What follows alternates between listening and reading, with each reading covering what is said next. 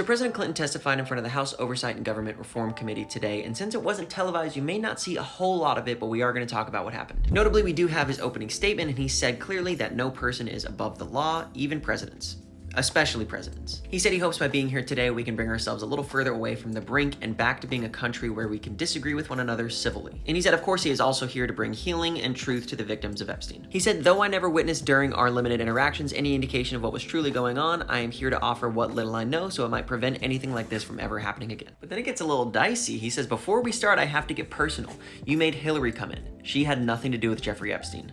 Nothing. He kind of sets the tone by saying, let me tell you what you're going to hear from me. First, I had no idea of the crimes Epstein was committing. No matter how many photos you show me, I have two things that at the end of the day matter more than your interpretation of those 20-year-old photos. And here it goes. I know what I saw, and more importantly, what I didn't see. I know what I did, and more importantly, what I didn't do. He talks about the fact that he grew up in a home with domestic abuse, and so that would certainly be a personal reason for him to not be engaged in anything like this. So he says if he knew what was going on, he would have turned Epstein in himself and led the call for justice for his crimes. And in a pretty interesting kickoff, he says, since I am under oath, I will not falsely state that I am looking forward to your questions, but I am ready to answer them to the best of my abilities, consistent with the facts as I know them, the legitimate and logical, and even the outlandish. With that, Mr. Chairman, fire away. Like I said, none of this is televised, so we only have reports. So if you want to read all about what he said and how it went down, you can check out this article at tag24.com.